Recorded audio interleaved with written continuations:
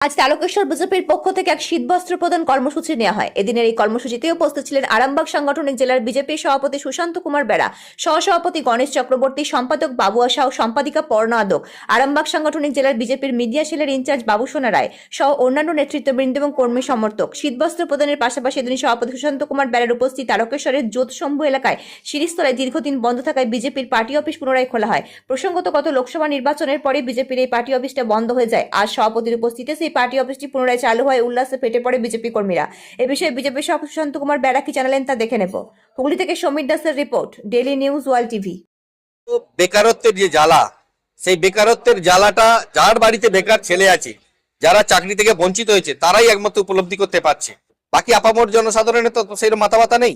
কিন্তু এই যে ইস্যুগুলো আছে, সেই ইস্যুগুলো আমরা তারকেশ্বরের বুকে যে সমস্ত মন্ডল সভাপতি আছে তাদেরকে আমরা এইটা বার্তা দিয়েছি যে আগামী দিনে আমরা এই তৃণমূল সরকার যে সমস্ত যোজনা করেছে, প্রকল্প করেছে, তারও বেশি বেশি মানুষের পাশে যাওয়ার জন্য আমরা প্রকল্প দেবো। তার সাথে সাথে বাংলার সুরক্ষার দাবিতে এবং বাংলাকে সুরক্ষিত রাখার জন্য আমাদের যে চিন্তাধারা, সেই চিন্তাধারা ওদের মধ্যে ঢুকিয়ে দিতে হবে যে হ্যাঁ, বাংলায় অবিলম্বে সরকারের পরিবর্তন দরকার। এই কারণেই দরকার কারণ বাংলাকে বাঁচাতে হবে। আপনারা নিশ্চয়ই জানেন, বিভিন্ন জায়গায় চ্যানেলেও আপনারা দেখেছেন যে সারা বাংলা জুড়ে যে অরাজকতা চলছে, যেখানে আর খুন ধর্ষণ থেকে নারী নির্যাতন থেকে শুরু করে সমস্ত ঘটনা ঘটছে, তার কোনো প্রতিবাদ নেই, কোনো প্রতিকার নেই, কোনো কিছু নয়। আমরা বিরোধী দল হিসাবে হাজারো প্রতিবাদ পথ অবরোধ করেছি, মানুষকে এটা বোঝাতে সক্ষম হয়েছি যে এই সরকার আর থাকতে পারবে না, এই সরকার টিকতে পারবে না। এই কারণেই, কারণ এরা মানুষের পাশে থাকে না। এরা শুধুমাত্র ভাতা ভিক্ষা দিয়ে মানুষের ভোট কেনার জন্য চেষ্টা করেছে, কিন্তু মানুষের পাশে প্রকৃত থাকা এবং বাংলার সংস্কৃতিকে ফিরিয়ে আনা, বাংলাকে বাঁচানো, এটা একমাত্র বিজেপি পারে। সেই জন্য মন্ডল সভাপতিরা এই বার্তা নিয়ে ডোর টু ডোর যাবে। আগামী দিনে তাদের কাছে এইটাই বার্তা থাকবে যে বাংলায় আমরা ক্ষমতায় এলে কৃষক তার ফসলের ন্যায্য দাম পাবে, কৃষক তার ফসলের ন্যায্য দাম পাবে এবং মহিলারা সুরক্ষিত পাবে। স্কুলের মাস্টার যারা প্রকৃত, যারা যোগ্য, তারা যোগ্য পদপ্রার্থী যারা, তারাই চাকরি পাবে। অর্থাৎ বাংলা একটা সোনার মোড়কে মরবে, সেটা আমরা তাদেরকে বলতে বলেছি এবং সেই কথা দিয়ে আমরা বাংলায় নির্বাচনে জয়লাভ করতে চাইছি। দেখুন, ভারতীয় জনতা পার্টি প্রত্যেক মন্ডলে মন্ডলে পার্টি অফিস আছে।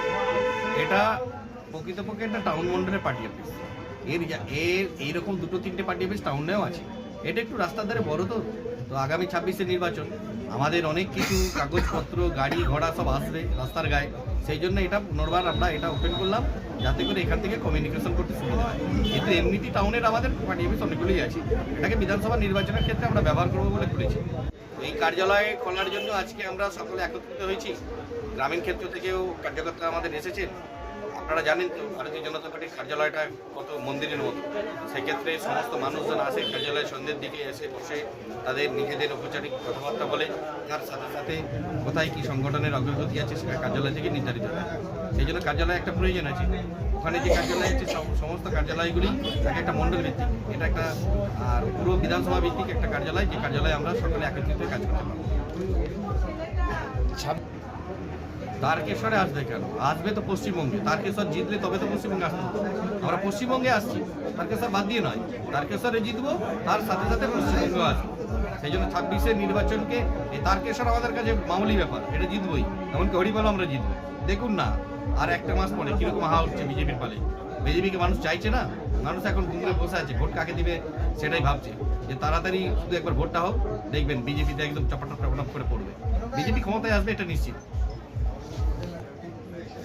দেখুন, সারা বাংলাব্যাপী একটা পরিবর্তনের জোয়ার উঠেছে। সেই অনুসারে বিভিন্ন চ্যানেল বিভিন্ন এক্সিট করছে। আমরা আমাদের মতো করে বলব যে আমরা পশ্চিমবঙ্গে 170 থেকে 80টা আসন নিয়ে একক সংখ্যাগরিষ্ঠতা নিয়ে আমরা সরকারে আসবো।